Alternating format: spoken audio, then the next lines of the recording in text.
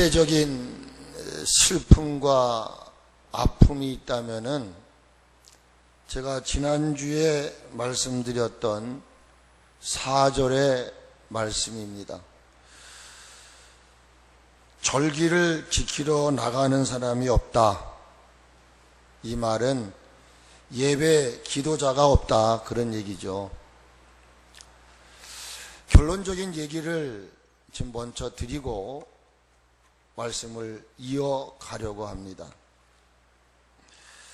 하나님은 히브리서 기자를 통해서 마지막 때를 살아가고 있는 이 땅에 구원을 받은 성도들을 향해서 끝없이 외치는 말씀이 있다는 거예요. 그게 뭘까? 저는 나름대로 생각을 해봤어요. 그런데 그 가운데 제일 먼저 제 기전에 제 마음에 울리는 그 외침은 이거였습니다. 수고하고 무거운 짐진 자들아 다 내게로 오라. 이 외침이었어요. 나는 여러분들이 이 주님의 음성을 들으며 살았으면 좋겠어요. 마지막 때 하나님께서 당신의 백성들을 향해서 외치는 말씀이 바로 그거였어요. 수고하고 무거운 짐진 자들아 다 내게로 오라. 그리고 길과 우리의 생각을 전환해서 내가 너의 곁에 있다. 가장 가까운 곳에 있어. 그러니 너는 나를 좀 찾으라. 이런 외침이셨어요. 그래서 이 외침은 이미 제가 금요 기도회 때 하나님을 찾으라라는 제목으로 몇 주 동안 같이 생각을 해 보았습니다. 그리고 또 하나는 요 근래 제 마음속에 와닿는 건 이거였어요. 같이 하세요. 은혜의 보좌로 나오라. 그렇습니다. 히브리서 4장 16절에 그러므로 우리는 긍휼하심을 받고 때를 따라 돕는 은혜를 얻기 위하여 은혜의 보좌로 담대히 나오라 이렇게 말씀하셨어요. 왜 그럴까요? 왜 수고하고 무거운 짐진 자들아 다 내게로 오라. 너의 생각과 너의 길을 전환하여 바로 너 곁에 있는 나를 찾으라. 그러면 내가 만나게 될 것이다. 그리고 은혜의 보좌 앞으로 나오라는 것은 먹고 마시고 춤추기 위해서 우리를 부르신 게 아니에요.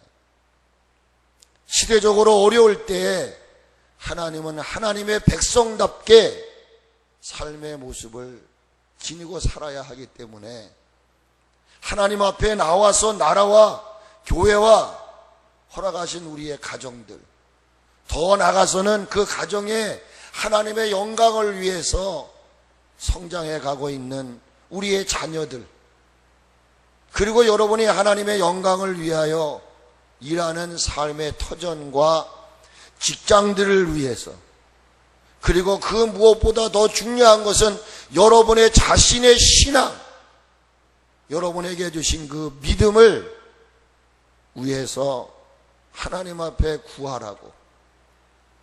그래서 하나님은 마지막 때에 당신의 종들을 향해서 외치고 계셔요. 더 나아가서는 오늘 본문 말씀을 우리가 중심한다면 죄로 인하여 상실해버린 기쁨 회복하라는 것이죠. 기쁨을 잃어버리게 될 때에 우리의 삶은 적막함이 온다는 거예요. 이 적막함은 다른 말로는 우울증에 빠지는 거예요. 마지막 때가 되면 정신적인 혼란을 갖는 이들이 많게 될 거예요. 여러분, 육체적으로 아무리 강건하다 할지라도 정신적인 생각이나 이런 어떠한 병이 들면 고치기가 힘들어요. 그래서 잃어버린 기쁨을 회복하기 위해서 하나님은 우리를 오라고 하시는 줄 믿습니다. 마지막 때가 되거나 나라가 위태하게 될 때에 교회나 사회나 성도들이나 더 나아가 국민들에게 나타나는 징조가 있다는 겁니다. 그건 뭐냐면 자기 중심적인 삶을 살아가려고 한다는 겁니다. 나만 위하는 거예요, 나만. 이건 성도가 아니건 간에 교회건 나라건 간에 마지막 때 위기의 때가 이르게 되어지게 되면 모든 사람들의 삶의 패턴이 자기를 중심으로 한다는 것입니다. 더 나아가서는 육체의 본능을 따라 살아가려고 한다는 것입니다. 어려움을 당하게 되고 위기를 당하게 되면은 남 생각하지 않아요. 육체의 본능을 따라가는 삶을 산다는 것이죠. 이걸 한마디로 말하면 모이기를 싫어한다는 것입니다. 아무리 하나님 모이라고 말을 해도 모이지 않습니다. 히브리서 10장 22절에서 25절까지 말씀하고 있는 게 뭡니까? 우리가 믿는 도리에 소망을 움직이지 말고 굳게 잡고 서로 돌아보아 사랑과 선행을 격려하며 모이기를 패하는 어떤 사람들의 습관들과 같이 하지 말고 오직 권하여 그날이 가까움을 볼수록 모이기를 힘쓰라는 거예요. 말로만 애국, 말로만 하나님 영광이지 실질적인 우리 육신을 하나님 앞에 드려서 애통하며 구하지 않는다는 것입니다. 이게 다 자기 중심적이고 육체의 본능. 그러니까 기도해야지. 이게 진짜 마지막. 우리가 많은 것을 언론을 통해서 얘기를 해요. 말은 잘해요. 그걸 내가 느꼈다면, 그걸 내가 정말 인식하고 있다면은 여러분들이 답은 뭐냐? 하나님을 찾는 것밖에 없어요. 세상적인 사람들은 세상적인 방법으로 모든 문제를 해결하려고 하지만 하나님의 사람들은 하나님의 방법을 구할 수밖에 없는 거예요. 아무리 여러분의 입으로 애국 뭐 나라가 어떻게 아무리 얘기한들 여러분이 글로 아무리 걸 표현한들 행동이 뒤따르지 않은 것은요, 이것은 아무런 유익이 없는 것입니다. 회파되어 가고 무너져 가고 불타고 망가져 가는데 말로만 내 주장으로만 외친다고 그 회파되어 가고 무너져 가고 불타고 망가져 가는 것이 회복될 수 있습니까? 들었다면 보았다면 어떻게 하라는 거예요? 그것을 어떻게 하든지 막고 대처하려고 하는 행동을 보여야 되지 않겠느냐 이거예요. 말은 누가 못합니까? 우리는 말로 다 할 수 있습니다. 저는 이 이야기를 하면서 마귀의 전략은 적중하고 있다. 이 모이기를 싫어하는 어떻게 보니 이 우한 폐렴 코로나19가 이 시대를 살아가는 사람들, 자기중심적이고 육체의 본능을 따라 살려고 하고 모이기를 싫어하는 이들의 생각을 꿰뚫었어요. 저는 그래서 마귀라는 놈이 참 묘하다. 마귀의 전력에 넘어가지 말아야 됩니다. 야고보 기자는 뭐라고 말합니까? 하나님을 가까이 하고 마귀는 대적하라고 그랬습니다. 그런데 가까이 해야 할 하나님은 가까이 한 지가 이미 옛날 이야기입니다. 옛날에 여러분이 금송아지 황송아지 있으면 뭐 할 거예요? 지금 나에게 그런 삶이 없다면 오늘 이 자리에서 아무리 애고하고 울부짖는다고 할지라도 내 삶이 뒷받침되어지지 않으면 마귀는 박수를 칠 거예요. 참 잘하는구나. 너 내 전력에 넘어가고 있고. 마귀는 대적을 해야 됩니다. 그리고 하나님은 가까이 해야 합니다. 그런데 지금 오늘의 이 현실을 들여다보면 이 마귀의 전략은 적중하고 있다고 하는 거예요. 이에 대해 예레미야를 통해 주시는 말씀은 언제인가부터 교회 안에 예배하는 일이 싫어졌어요. 이제 우리는 예배를 드리고 싶어도 그 예배를 뭔가 게을리하는 이들이 승리한 것 같은 시대가 됐어요. 예배를 통해서 많이 하나님의 도움을 구할 수 있는 유일한 수로입니다. 근데 예배는 지금 서서히 무너져가고 있습니까? 하나님의 도움을 구하기 위해 애통하며 기도하며 하나님을 찾던 이들은 하나하나씩 사라져가고 있습니다. 교회 안에도 수요 예배도 주일 예배도 새벽 예배도 금요 기도회도 하나 둘씩 지금 없어지고 있습니다. 이번 정부 시책에 따라 여러분, 그래서 이따가 제가 동영상을 보여드리고 설명을 할 거예요. 정규 예배 외에 이 얘기는 이따가도 여러분 들을 겁니다만은 수요 예배, 금요 기도회, 새벽 예배 이건 다 허용을 했다고 말해요. 근데 어떤 이들은 잘 됐구나. 이미 여러분들 우리 삶에 한국 교회 다는 아니겠지만 대다수가 주일날 한 번으로 만족하는 이것이 시대적 하나의 모습이 돼버리고 말았어요. 어찌 보면 우리가 바라고 기대한 것은 아니었나. 예배자로 가득 찼던 저 평양이 한순간 예배를 하지 못하는 지역으로 바뀐 걸 여러분 아시잖아. 남한보다 북한 쪽이 더 예배하는 자들이 많았던 걸 여러분 아시죠? 오늘 4절에서 예배자로 가득 찼던 시온으로 가는 길들이 황폐해졌음을 이야기하고 있습니다. 교회 안에서 하나님을 향해 예배드린 자들이 사라짐으로 나타나는 결과가 무엇이었습니까? 여기 4절에 보니까 이렇게 말씀하고 있습니다. 마음과 심적인 고통입니다. 마음에 심적인 고통이 왔다는 말을 적막함으로 설명하고 있는 것입니다. 4절에 시온의 도로들이 슬퍼하며 절개를 지키려 나아가는 사람이 없음이로다. 그러므로 모든 성문들이 적막하며 제장들이 탄식하며 처녀들이 금심하며 시온도 공고를 받았도다 라고 말하고 있습니다.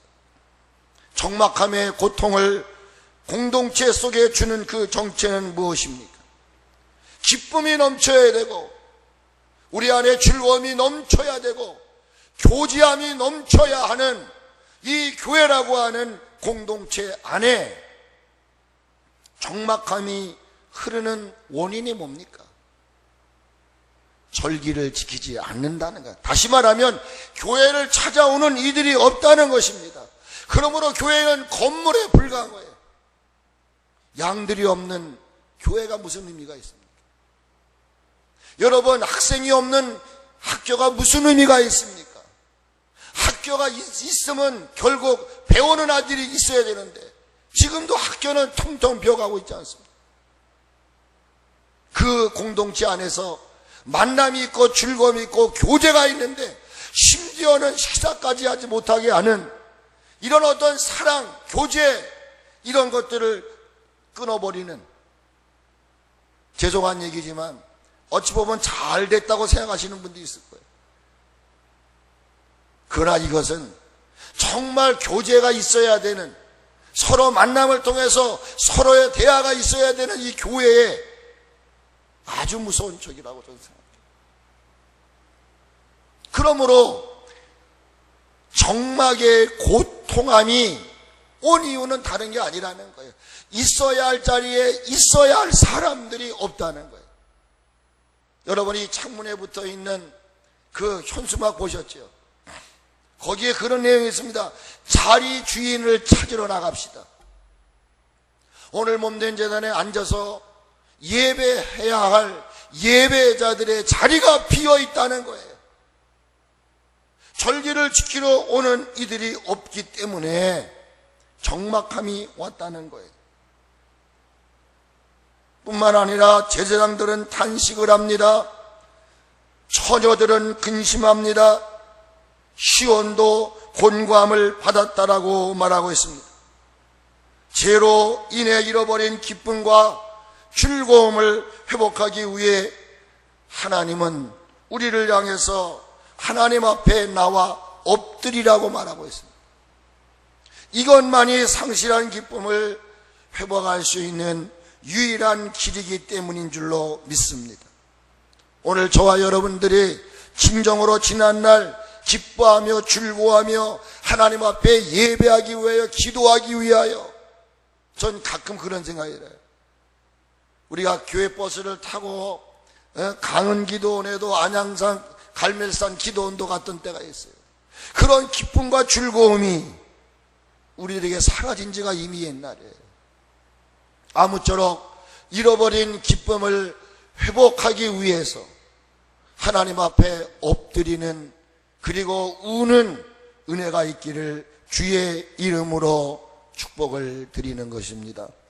죄로 인해 잃어버린 기쁨을 회복하기 위해 주님은 에레미야 선지자를 향해서 슬프다 이 성이요 라고 말씀하십니다. 슬프다라고 하는 말은 에카라고 하는 히브리어를 말합니다. 이 히브리어 에카라고 하는 말은 슬픔이라는 말과 탄식이라는 의미를 가지고 있어요. 그런데 이 말의 에카라는 의미는 어떻게라는 의미를 가지고도 있습니다. 같이 하십시다. 어떻게 슬프다 이 성이요. 이 슬프다라는 말씀 속에는 어떻게 하면 좋아 이런 말이에요. 이는 유다 민족의 처지가 비참할 정도로 도탄 중에 떨어진 것을 바라보면서 웬일이래? 왜 대한민국이 이렇게 됐대? 왜 저 집안이 저렇게 됐대? 왜 저 사람이 저 모양이 됐대? 이런 의미의 말씀이다, 그런 얘기예요. 요즘 세상 사람을 바라보면 많은 사람들이 세상이 왜 이렇게 됐어? 이렇게 탄식하는 이들은 없습니다. 주님 역시도 우리의 삶과 이 세상과 그리고 교회를 바라보시면서 한국 교회를 어떻게 하면 좋을까? 하나님의 백성들을 어떻게 하면 좋을까? 이런 탄식하는 마음으로 슬퍼하는 그 의미의 뉘앙스가 바로 슬프다라는 의미다, 그 말이에요.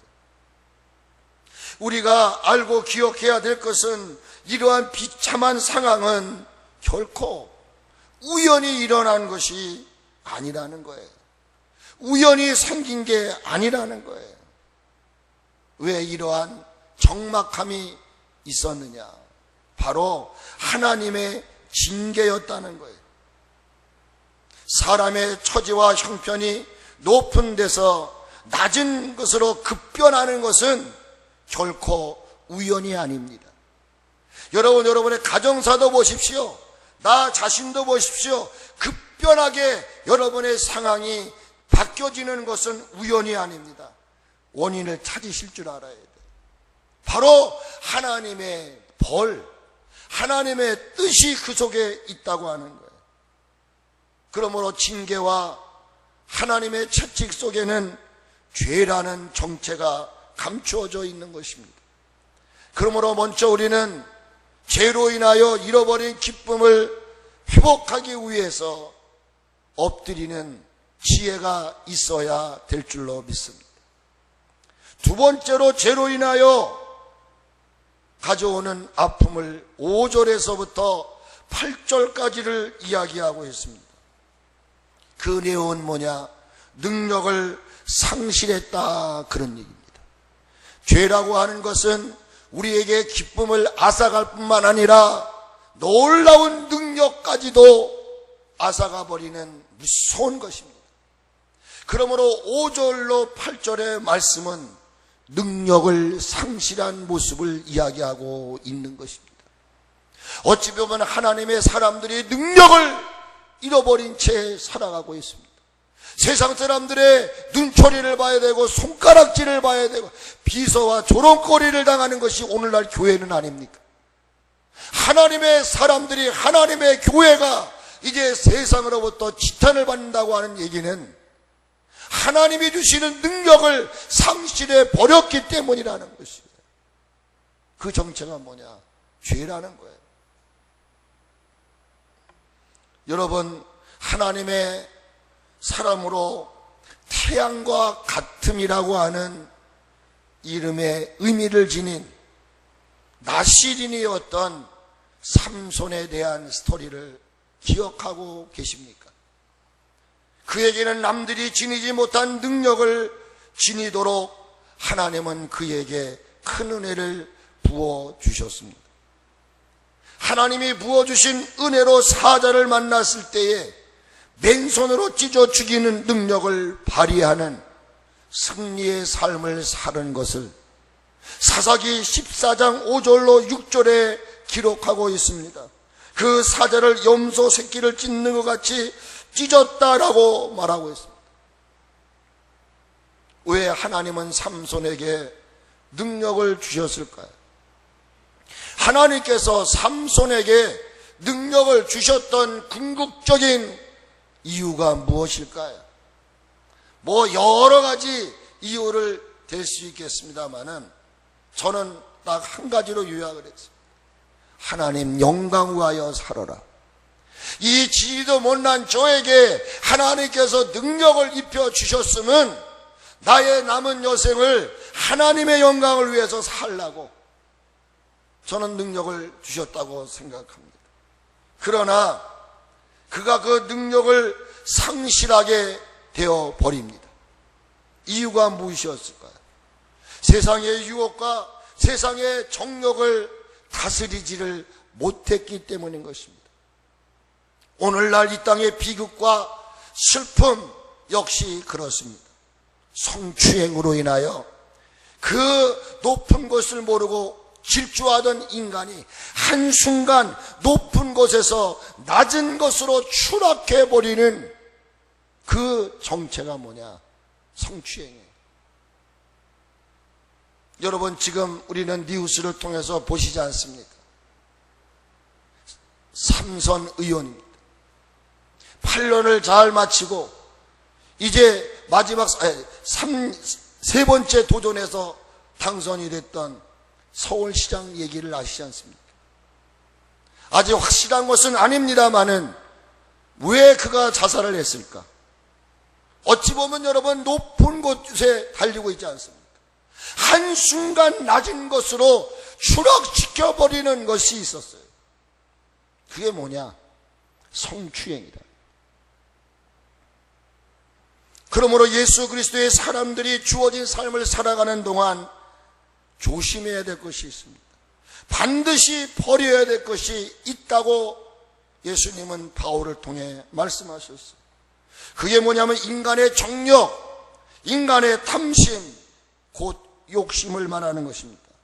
이것들을 정복하지 못할 때 나타나는 것이 바로 음란이요, 간음이요, 남색함이요, 인신매매하는 것이요, 성추행이요, 동성애 등입니다.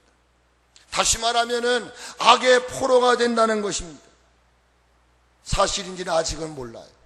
여비서를 몇 년도, 2007년도요? 17년도부터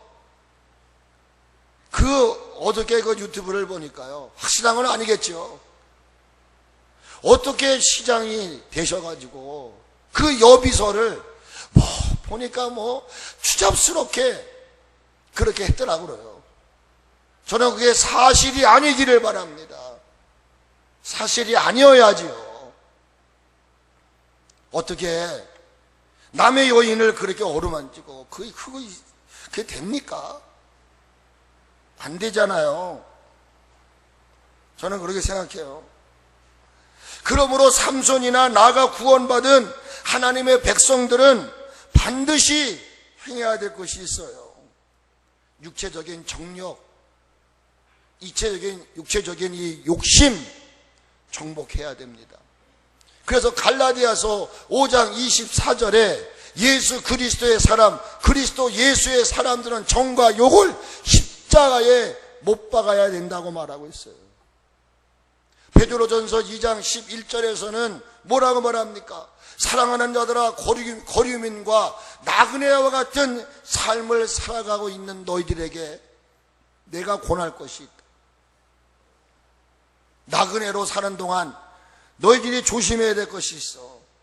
영혼을 거스려 싸우는 육체의 정욕을 제어하라고 말씀했어요. 성도들이 주어진 삶을 살아가는 동안 육체적인 정욕, 육체적인 탐심을 정복해야 하는 이유가 무엇일까? 하나님이 우리에게 놀라운 은혜를 베풀어 주셨어요. 남들이 누릴 수 없는 놀라운 은혜를 우리는 받은 사람들이에요. 그 하나님의 영원 무궁하신 사랑 때문에 우리는 육체의 정욕이나 탐심들을 죽여야 된다는 거예요. 제가 방금 말씀드렸던 영혼을 거스려 싸우는 육체의 정욕을 제어하라, 이 말씀을 하기 전에 왜 그렇게 우리는 육체의 정욕을 제어해야 되느냐, 그 이야기를 하시는 거예요. 베드로를 통해서. 너희는 택한 족속이요 왕같은 제사장이요 거룩한 나라요 그의 소유된 백성이다. 아멘. 여러분, 우리가 그분 앞에 택했다는 것만도 어마어마한 사건이에요.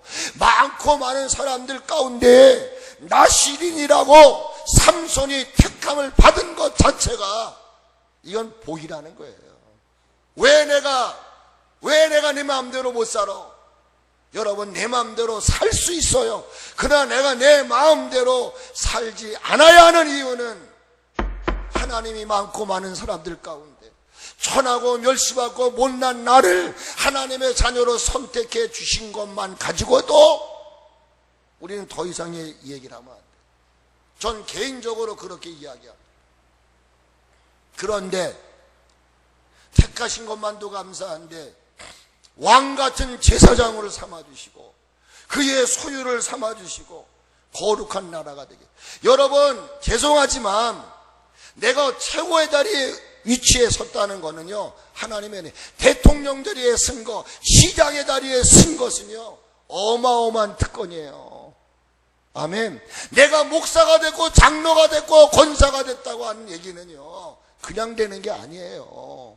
근데 오늘날 우리가 얼마나 더럽히고 살자고. 왜?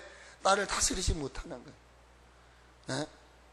그런데 그 말씀을 이어보니까 그랬어요. 전에는 백성이 아니었다는 거예요.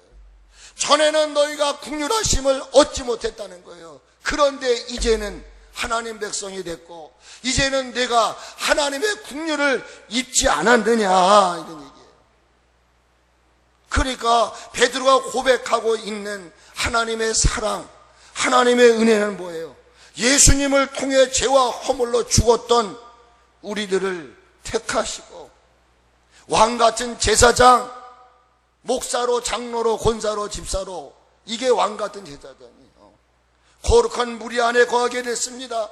너는 내 것이니, 너는 내 것이니, 네가 불 가운데 갈지라도, 내가 물 가운데 갈지라도 내가 너를 지켜주마.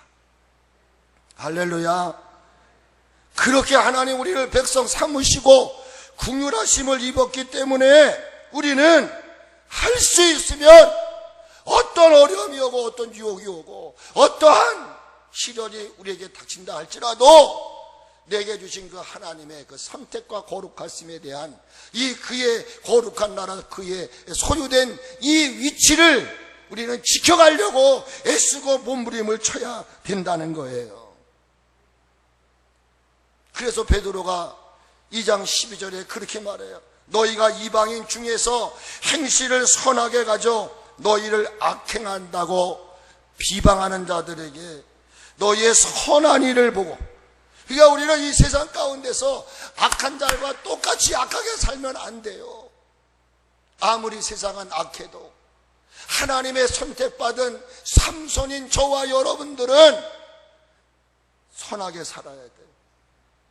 더욱이 우리 주님이 오시는 그날 마지막 때가 되면 될수록 우린 하나님의 영광을 돌리는 삶을 살아야 되는 거예요. 아멘. 그러기 위해서는요, 여러분, 하나님의 은혜, 하나님의 사랑, 내게 베풀어 주셨던 그 하나님의 돌보심을 우리는 잊어서는 안 돼요. 매 순간 그거를 우리가 되새김질 할 때만이, 여러분, 저 유원지에 가면 왜 두더지 치기 있잖아요. 두더지 치기. 네? 뿅하면 올라오면 망치로 막 치잖아요. 친 줄 아는 옆에서 또 뿅뿅뿅뿅. 끝없이 우리의 영혼을 무너뜨리려고 하는 악한 것들이 있다는 거예요. 뿐만 아니라 우리의 영혼이 건강함을 위해서입니다. 하나님의 특별한 은혜를 입었던 삼손이 하나님 앞에 금하신 것을 거침없이 하랍니다. 너는 머리를 깎지 말아라, 귀신을 만지지 말아라 등등등, 포도주를 마시지 말라, 금지 상황을 그는 지켜나가다가 막바지에 그가 무너지고 맙니다. 문제는 뭐였습니까? 10번 잘하다가도 마지막 순간 우리가 무너지는 거예요. 드릴라의 유혹을 결국은 이기지를 못해요. 그래서 그 힘에 뭐라 해야 되나요? 원천을 이야기하죠. 머리를 자릅니다. 그 순간 영혼이 죽습니다. 이 말은 그 함께했던 하나님의 은혜가 떠나버리는 거예요. 또 한 사람의 이 이름을 여러분이 기억하실 것입니다. 다윗이라고 하는 사람이었습니다. 다윗의 생애 가운데 하나의 오점이 있다면은 우리아의 아내를 강간한 일입니다. 이것도 다 성적인 추행입니다.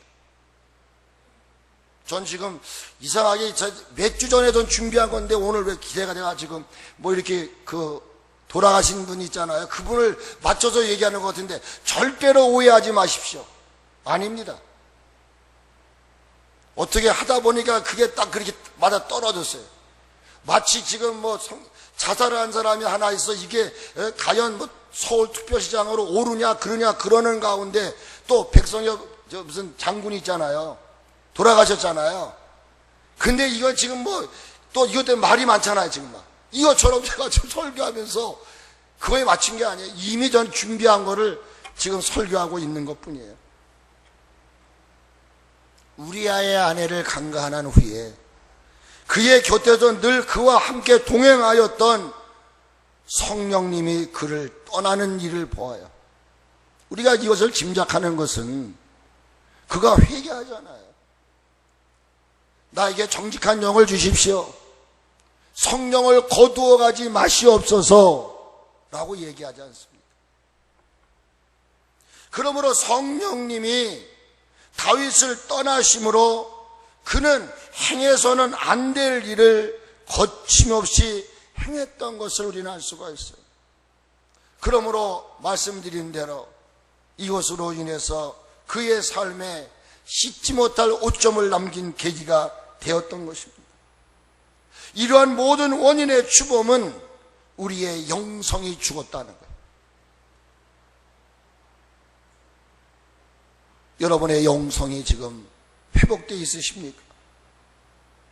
여러분, 세상을 이끌어갈 수 있는 능력, 마귀를 지배할 수 있는 능력은 저와 여러분의 영혼이 살아나야 되는 거예요. 이 말은 다른 말로 말하면 하나님의 성령의 충만함을 입어야 된다는 겁니다. 성령의 지배를 받고 성령의 강탈함을 통하여서 내 뜻대로가 아니라 하나님의 뜻대로 살 때만이 우리는 능력을 잊어버리지 않을 수가 있다는 거예요. 성령이 떠났다는 거예요. 삼손이 머리를 잘렸다라고 하는 말은 그 순간 하나님이 떠났고 성령이 떠났고 그 신앙이 죽어버렸다는 거예요. 오늘 우리가 육체는 여기 와 있으나 여러분이 움직이는 그 신앙의 힘, 동력을 잃어버린 사람들이 많이 있다는 거죠. 귀한 능력을 한순간 탈취해버린 정체가 뭐냐? 바로 성적인 유혹과 정욕을 이기지 못했다는 거예요. 그러므로 삼손은 그 순간 가지고 있던 능력이 그를 떠나고 말아버렸습니다.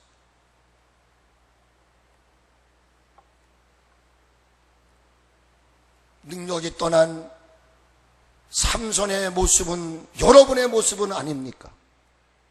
이 모습이 한국 교회의 모습은 아닌지요? 머리가 잘려지는 순간 그 어마어마한 누구도 가질 수 없었던 능력이 그를 떠나고 맙니다. 그러니까 능력이 떠난 사람들의 삶은 모습은 있어요. 그러나 능력이 없어요. 외식 형식적인 것은 있어요. 내용이 없어요. 말은 잘하나 그 삶에 적용이 없는 거예요. 그러니까 능력이 떠나는 순간 삼손에게 있었던 게 무엇이었습니까? 하나님이 만들어 주신 천지 만물, 그리고 사랑하는 이들을 눈으로 볼 수 있는 기회를 잃어버리고 말아버렸어요. 오늘도 여러분 하나님을 보고 계십니까? 제가 오늘 나올 때 장정도 목사님 설교를 듣고 나왔어요. 어떤 사람은 눈이 열려서 다 본다는 거예요. 근데 어떤 사람은 눈이 열리지를 않아서 옳고 그름을 못 본다는 거예요. 여러분 능력을 행할 수 있었던 게 뭐예요? 눈이 열려야 돼. 여러분 신령한 눈이 열려지시기를 축복합니다. 뿐만 아니라 그는 눈을 잃어버렸을 뿐만 아니라 이방인들의 놀이개감이 되어버렸습니다. 오늘 한국 교회가 불교도 천주교도 건드리지 않는데 어떻게 한국 교회만 가지고 무슨 모임을 하지 말아라, 이게 말이 되는 얘기입니까? 이따가 여러분 동영상을 보시면 알 겁니다. 있어서도 안 되고 도저히 이해가 안 되는, 그러니까 교회는 오늘날 놀이개감이 되어버리고 말았어요. 하나님이 아닌 이방인들에게 즐거움을 주는 이 모습이 되고 말았어요. 여러분 사사기 16장 24절 27절의 말씀을 보면서 저는 마음이 아팠어요.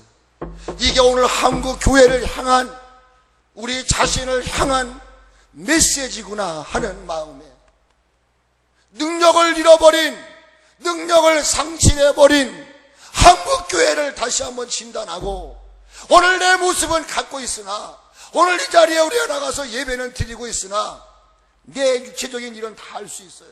근데 영적인 일에 무기력해버린, 모든 것이 스톱돼버린 이 로봇 같은 능력을 상실한 이들을 향한 메시지가 바로 이것이 아니었을까? 사사기 16장 24절 27절을 한번 보겠습니다. 사사기를 찾아보세요.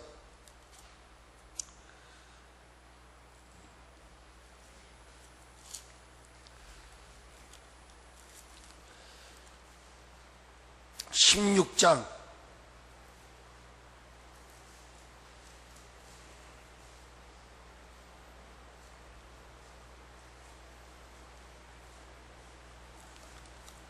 찾으셨으면 24절부터 누가 한번 읽어보세요. 아주 크게. 이성찬 장로님 한번 크게 한번 읽어보세요.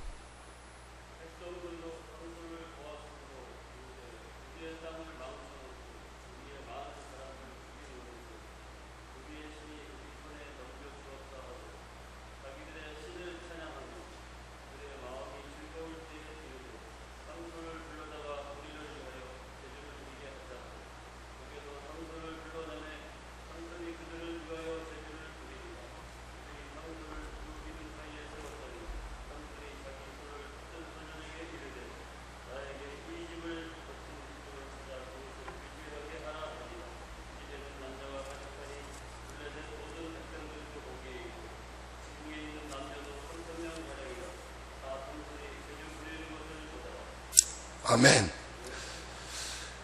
여러분, 이 말씀 가운데에 백성들도 삼손을 보았으므로 이르되 우리의 땅을 망쳐놓고 우리의 많은 사람을 죽인 원수를 우리의 신이 우리의 손에 넘겨주었다 하고 하나님은 무능력한 거예요. 지금 마치 지금 하나님이 패자의 모습으로 지금 한국 교회가 지금 어려움을 저는 당하고 있다고 봐요. 그러면서 자기들의 신을 찬양하며 그들의 마음이 즐거울 때에 이르되 삼손을 불러다가 우리를 위해 제주를 부리라. 하나님의 사람으로 선택된 삼손의 눈을 잃고 이방인들 앞에서 제주를 부리는 그 자체는 그를 믿고 나시린이라고 하는 그 놀라운 은혜를 부어주신 하나님의 영광을 송두리째 무너뜨리는 아픔이 아닐 수가 없어요. 이제 여러분 5절부터 말씀을 봅니다. 오늘 저와 여러분의 삶은 어떤지 5절로 8절의 말씀을 통해서 우리는 그 모습을 읽을 수가 있는 것입니다. 제가 전체적인 얘기를 하려고 지금 삼손의 이야기, 다윗의 이야기를 했어요.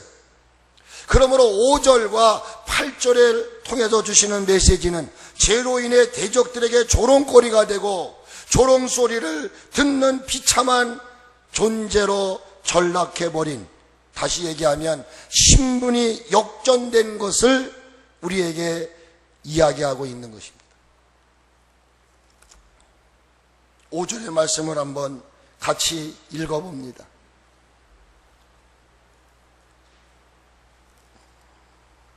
같이 한번 읽습니다. 시작. 그의 대적들이 머리가 되고 그의 원수들이 형통함은 그의 죄가 많음으로 여호와께서 그를 곤고하게 하셨습니다. 어린 자녀들이 대적에게 사로잡혔도다. 아멘. 저는 이 말씀을 오늘도 강단에 올라와서 또 읽어봤어요. 대적들이 뭐가 됐다고요? 머리가 돼요. 원수들이 어떻게 되었다고요? 형통해요. 그러면 대적이 머리가 되고 그들의 삶이 번성하고 형통하게 된 이유가 뭐 때문이라고요? 뭐 때문이에요? 예? 뭐 때문이에요? 예? 아니야. 자, 5절을 잘 읽어보세요. 대적이 머리가 되고 그들이 형통하고 번성됐어요. 그렇죠? 사실은 머리가 될 사람이 우리야. 그리고 우리는 언제나 형통하고 번성해야 돼요. 그런데 이스라엘은 꼬리가 되고 저주를 받는다 이 말이야. 그리고 도리어 대적들이 머리가 되고 형통하게 됐다는 거야. 왜? 이유가 뭐예요? 이유가 뭐예요? 아니, 이유가 뭐예요? 이용주 장면에 이유가 뭐예요? 에? 아, 이게 죄가 많은 건 다음에 얘기를 하셔야 돼요. 뭐예요? 하나님께서 그를 공고하게 하셨단 말이에요. 그러면 왜 하나님께서 공고하게 하셨냐? 죄 때문이라는 거예요. 이렇게 답을 하셔야 돼요. 그렇죠? 그러니까 죄를 짓는데 하나님이 죄는 미워하시는 거예요. 우리가 머리가 되고 우리가 여러분 형통한 것도 내가 되는 게 아니에요. 적들이 우월하고 적들이 힘이 세서 머리가 되고 형통한 게 아니라는 거예요. 하나님의 역사라는 거예요. 그래서 잠언서에 보니까 악한 자도 악한 날에 하나님이 쓰시는 거예요. 그러니까 하나님이 이스라엘 민족의 주변에 큰 자들을 세워놨어요. 우리를 막대기로, 채찍으로, 우리가 잘못 살 때마다 그들을 통해서 우리를 깨닫게 하시는 거예요. 대적이 머리가 됐네. 대적들은 형통하네. 근데 나는 뭐야 이거. 근데 그렇게 하실 수 있는 분이 오직 하나님이, 하나님이 공고하게 하심으로, 그럼 하나님이 공고하게 하셨던 이유가 뭐예요? 죄 때문이라는 거죠. 죄 때문에. 자, 그런데 시간이 없어서 이제 말씀을 좀 줄여야 되겠는데요. 다음 주에 제가 말씀을 드릴게요. 그런데 다음 주에도 또 말씀을 드리겠습니다만은 머리가 되고, 잘 들으세요. 잘못 얘기하면 오해거리가 있을 수가 있어요. 근데 잘 들으셔야 돼요. 자, 죄로 인해서 능력을 상실해버리는 거예요. 능력을 상실했다는 것은 신분이 바뀌었다 그 말이에요. 그런데 머리가 되고 형통하게 되는 것, 이건 우리는 따라 먹을 수가 있어. 근데 문제가 뭐냐? 여러분, 여기 마지막 부분에 뭐라고 말하냐면, 어린 자녀들이 어떻게 됐어요? 대적들에게 사로잡혔도다. 아이들이 천진난만해. 눈에 넣어도 안 아파. 근데 우리가 잘못 살면 그 벌이 자식에게 간다는 거예요. 여러분, 정말 여러분의 자녀들을 위해서, 우리 이대들을 위해서 능력을 회복받을 수 있기를 축복합니다. 오늘 우리 가정 안에 어린아이들은 아무런 죄가 없어요. 다 하나님께서 너 똑바로 살아야 돼. 나시지로 선택받은 저와 여러분들이 능력을 다 잃어버린 채 형식적, 의식적으로 주여 믿습니다, 이런 신앙생활을 했기 때문에 신분이 바뀌었어요. 대적들이 머리가 되고 그들의 삶이 형통해질 뿐만 아니라 심지어는 대적들이 우리의 자녀들을 끌어가는 거다. 이 이야기는 다음 주에도 말씀을 드리기로 하고, 오늘 능력을 회복받기 위해서 엎드리고 기도하는 여러분 되시기를 주의 이름으로 축복합니다.